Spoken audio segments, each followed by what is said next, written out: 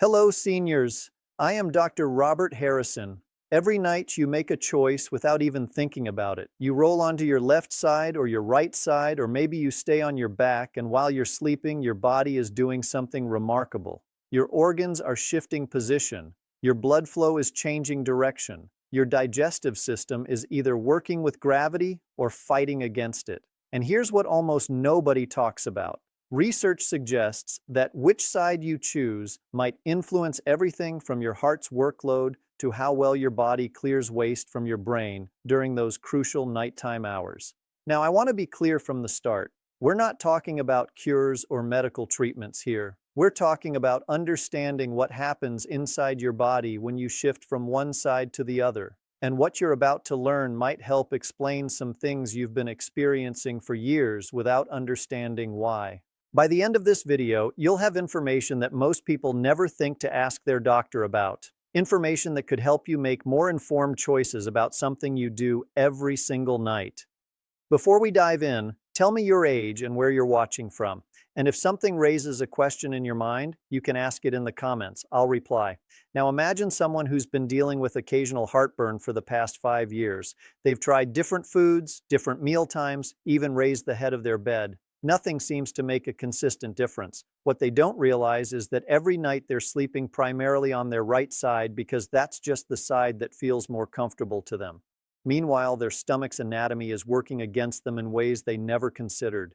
Or imagine someone else who wakes up with a slightly elevated heart rate more nights than not, or who experiences what feels like mild pressure in their chest during sleep. They mention it to their doctor. Tests come back normal and everyone moves on.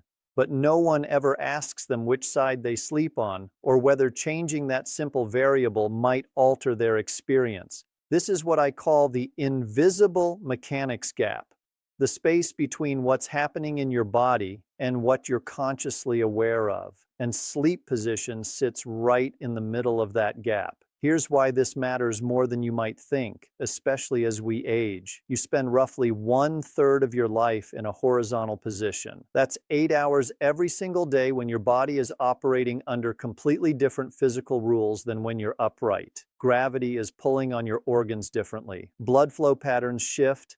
The lymphatic system, which helps clear waste from your brain, operates most efficiently during sleep. And all of these processes can be influenced by something as simple as whether your left shoulder or your right shoulder is pressed into the mattress. The consequences of not understanding this aren't dramatic or immediate. You won't have a medical emergency because you slept on the wrong side.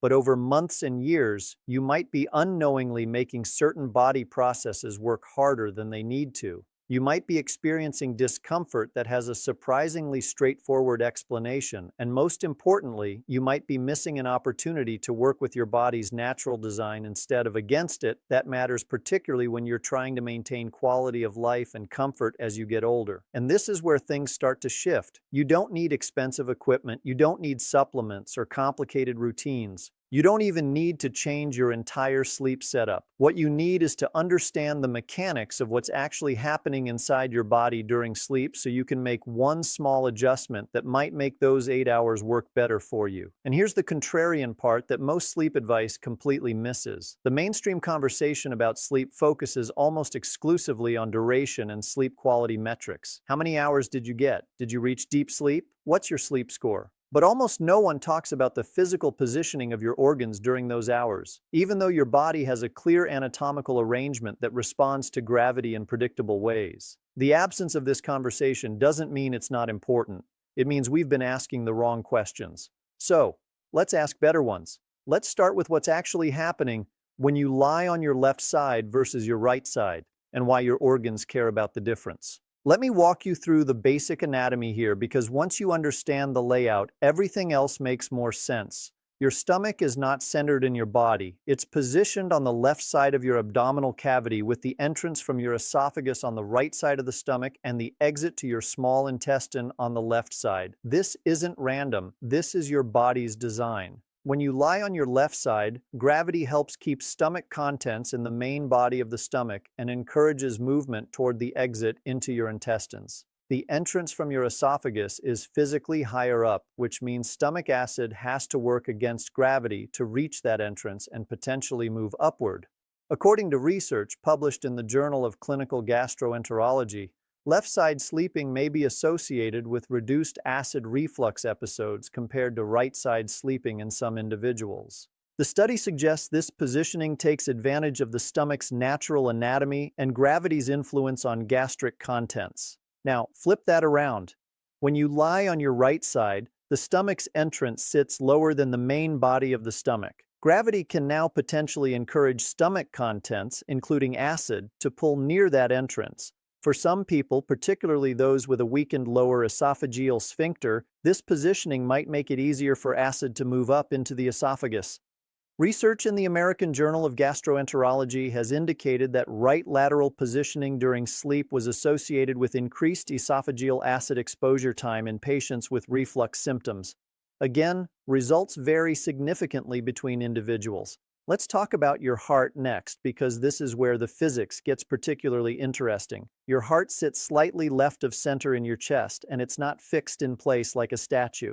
It's suspended in a fluid-filled sac called the pericardium, which allows for some movement. When you lie on your left side, your heart is literally closer to the mattress. Some early studies suggested this might increase the workload slightly for certain individuals, though more recent research has been mixed on this point. What we do know is that body position affects how blood returns to the heart through the venous system. Studies in journals like Circulation have examined how sleep position influences cardiovascular parameters. Some research suggests that left lateral positioning might be beneficial for heart failure patients by potentially reducing certain hemodynamic stresses, though this remains an area of ongoing investigation. For healthy individuals, the differences in cardiac workload between left and right side sleeping appear to be minimal in most cases. However, people with certain heart conditions might notice positional differences in their symptoms, which is why individual medical guidance matters here. There's also your lymphatic system to consider, particularly the glymphatic system in the brain. This is what I call your nighttime cleaning crew. Research published in the Journal of Neuroscience has explored how sleep position might influence the brain's waste clearance processes. Some animal studies have suggested that lateral sleeping positions, whether left or right, might facilitate this clearance more efficiently than back sleeping, though human research in this area is still developing. The theory is that side sleeping might help maintain more optimal interstitial space in the brain for fluid movement and waste removal. Now here's what's interesting. Most people think about sleep position and digestion only in terms of heartburn, but the relationship goes deeper than that. Your entire digestive tract has a directional flow, and that flow can be either supported or complicated by how you position your body during the long hours of sleep. Imagine someone who regularly eats dinner around 6 p.m. or 7 in the evening and goes to bed around 10 p.m. By bedtime, food has moved from the stomach into the small intestine where the bulk of nutrient absorption happens. The small intestine isn't just a straight tube. It loops and curves through your abdominal cavity in a very specific pattern. The natural flow moves from left to right, initially following what's called the duodenum and then the guinea. When you sleep on your left side, you're potentially working with this natural anatomical layout. Some researchers have theorized that left-side sleeping might support the progression of intestinal contents through the ileoal valve, the gateway between your small and large intestine, which sits on the right side of your abdomen. From there, the colon ascends on your right side, crosses horizontally, and descends on your left side before reaching the sigmoid colon and rectum. This is the invisible mechanics gap I mentioned earlier. Your body has this entire transit system operating while you sleep, and position might influence how smoothly that transit occurs. Research in this area remains somewhat limited, but some studies have examined sleep position and gastrointestinal symptoms. A study in the Journal of Clinical Gastroenterology looked at various factors affecting digestive comfort during sleep and noted that positioning might influence symptoms in some individuals, though the mechanisms aren't fully understood. What we can say is that many gastroenterologists are aware of these anatomical considerations and sometimes discuss sleep position with patients experiencing nighttime digestive symptoms, particularly those with reflux or delayed gastric emptying. There's another factor to consider here, particularly for older adults. Many people take medications that can affect the digestive system. Some medications can slow gastric emptying. Some can affect the tone of the lower esophageal sphincter. Some can cause changes in gut motility. If you're taking multiple medications, which is common as we age, the question of how your body is positioned during the hours those medications are working becomes more relevant. This doesn't mean sleep position will solve medication side effects, but it might be one variable worth considering as part of a broader conversation with your healthcare provider about managing symptoms. Let's move deeper into the cardiovascular piece because this is where individual variation becomes really important. Your circulatory system operates under pressure.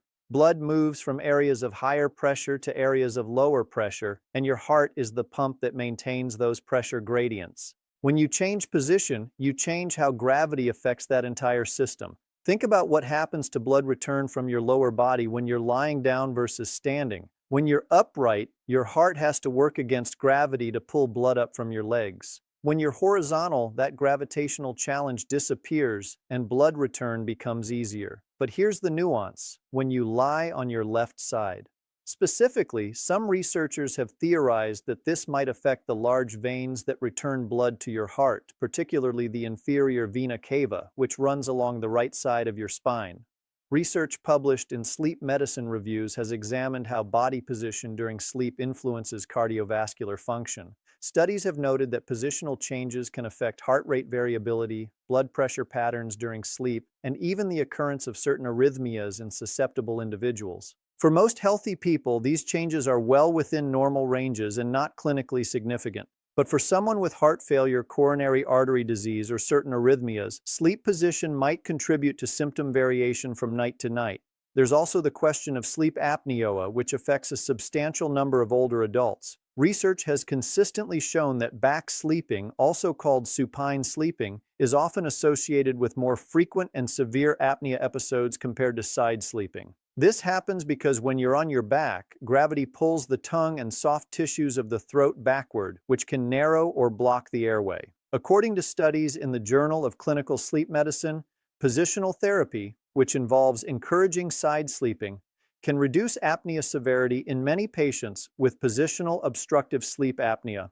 But here's where it gets more specific. Some research has suggested potential differences between left and right side sleeping for people with both sleep apnea and heart conditions. A study in the European Respiratory Journal examined sleep position in patients with combined heart failure and sleep apnea, and noted that left lateral positioning was sometimes associated with reduced apnea frequency compared to right lateral positioning in certain patients. The proposed mechanism involves how different positions might affect venous return and pulmonary fluid distribution. However, this remains an area where more research is needed and individual responses vary considerably. Now, here's what you need to understand. If you have diagnosed cardiovascular conditions, you should absolutely discuss sleep position with your cardiologist. Some heart patients are specifically advised to avoid sleeping on their left side because of how it positions the heart within the chest cavity. Others might be encouraged toward left side sleeping for different reasons related to their specific condition. This is not one-size-fits-all advice. This is anatomy-specific and condition-specific information that needs to be personalized. What I'm giving you here is the framework for understanding why sleep position might matter for cardiovascular function, so you can have an informed conversation with your own healthcare team. Before we talk about practical application, we need to address the real-world complications that make sleep position more than just a simple choice. First, there's individual comfort. Some people simply cannot sleep on their left side. It might be due to shoulder pain, hip discomfort, or just a lifelong preference that makes any other position feel unnatural, and that's completely valid. The goal here is not to force yourself into a position that prevents you from sleeping well. Poor sleep quality will cause far more problems than sleeping on a less than optimal side. There are also structural considerations. If you have arthritis in one hip, sleeping on that side might be genuinely painful. If you have rotator cuff problems in one shoulder, you might need to favor the opposite side, regardless of what might be theoretically better for your digestion or cardiovascular system. If you've had surgery on one side of your body, your surgeon might have given you specific instructions about sleeping position during recovery. These factors take precedence. Your body's immediate comfort and healing needs come first. For pregnant women, left side sleeping becomes particularly important in later stages of pregnancy.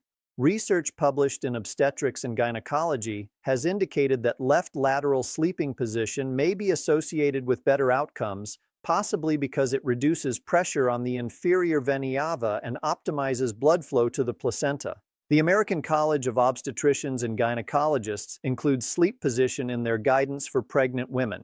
However, even in pregnancy, the emphasis is on side sleeping in general rather than being rigidly fixed on one side all night.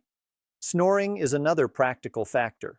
Many people find that sleeping on their back increases snoring, while side sleeping of either type reduces it. If you share a bed with someone, your sleep position might be influenced by considerations beyond your own physiology. Relationship dynamics and sleep quality for both partners matter. Sometimes the best sleep position is the one that allows both people to actually get rest, even if it's not theoretically optimal from a purely individual physiological standpoint. There's also the simple reality that most people don't stay in one position all night. Sleep studies using position sensors have shown that people typically change positions multiple times during the night, often without remembering it. You might start on your left side and wake up on your right side or on your back.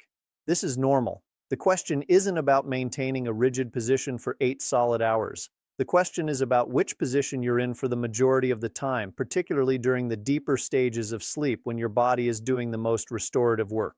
So here's a question worth asking. If sleep position can influence digestion, cardiovascular function, and even brain waste clearance, why isn't this part of standard health advice? Why don't doctors routinely ask about sleep position during checkups? The answer reveals something important about how medical knowledge gets translated into practical guidance. First, the research exists, but it's scattered across different specialties. Gastroenterologists might be aware of the reflux research. Cardiologists might know about the cardiovascular studies. Sleep medicine specialists understand the apnea connection. But this information doesn't always get synthesized into simple, actionable guidance that crosses specialty boundaries. Medical education focuses on diagnosis and treatment of disease, not on optimizing the mechanical positioning of organs during rest. That's not a criticism. That's just the reality of how medical training is structured.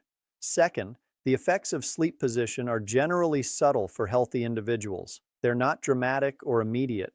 You won't feel radically different after one night of sleeping on your left side instead of your right. The potential benefits, if they exist for you, would accumulate gradually over time. That makes them harder to study rigorously and harder to motivate people to pay attention to. Medicine tends to focus on interventions with clear, measurable effects. Sleep position falls into a gray area where the theoretical basis is sound, but the individual variation is enormous. Third, there's the challenge of individual experimentation. Unlike taking a medication where you can clearly attribute changes to the intervention, sleep quality has so many variables that it's difficult to isolate the effect of position alone. Was last night better because you slept on your left side, or because you ate dinner earlier, or because you were less stressed, or because the room was cooler? This makes it hard for people to figure out what actually works for them, and it makes it hard for researchers to design studies that control for all the confounding factors. But here's what I want you to understand. The absence of widespread mainstream guidance doesn't mean this information isn't valuable. It means you have an opportunity to experiment and observe your own body's responses in a way that most people never think to do. You now understand the mechanical and anatomical basis for why position might matter. That understanding gives you the framework to make informed observations about your own experience, and that's powerful because you're the expert on your own body. Let me bring this together for you. You've just learned something that positions you ahead of most people in understanding the invisible mechanics gap, the space between what's happening inside your body during sleep and what you're consciously aware of. You now know that your stomach's anatomy creates a directional preference that might influence reflux. You understand that your heart's position might be affected by which side bears your weight. You've learned that side sleeping in general might support brain waste clearance and reduce sleep apnea severity compared to back sleeping. More importantly, you understand why this information exists in the research literature, but rarely makes it into everyday conversation. It's not because it's unimportant, it's because the effects are individual. The research spans multiple specialties, and the practical application requires personal experimentation rather than universal prescription. That actually makes this information more valuable, not less, because you're now equipped to investigate what works specifically for your body, rather than following generic advice that might not apply to you. Here's what you can do starting tonight. First, pay attention to your baseline for the next week. Simply notice which position you naturally gravitate toward during sleep. You might already be doing what works best for your body. If you consistently wake up on one side, that's valuable information. If you experience reflux, note whether it happens more on nights when you sleep on your right side versus your left side. If you have cardiovascular symptoms during sleep, observe whether position correlates with symptom variation. Second, if you want to experiment with left side sleeping, make it comfortable. Use a pillow between your knees to maintain hip alignment. Make sure your shoulder isn't compressed in a way that causes pain. Consider a body pillow that helps you maintain the position without conscious effort. The goal is to make the position sustainable, not to force yourself into discomfort. Remember, sleep quality matters more than sleeping in a theoretically optimal position that prevents you from actually resting well. Third, track your observations. Keep a simple sleep journal for 2 weeks. Note your sleep position, how you feel in the morning, whether you experienced any reflux or cardiovascular symptoms, and your overall sleep quality. Look for patterns. This isn't about achieving perfection. It's about gathering data on your own physiology so you can make informed adjustments. You might discover that position makes a noticeable difference for you, or you might find that other factors matter more. Either finding is valuable. Fourth, and this is critical, discuss this with your healthcare provider if you have any diagnosed medical conditions, particularly cardiovascular disease, significant reflux, sleep apnea, or if you're taking multiple medications that affect these symptoms.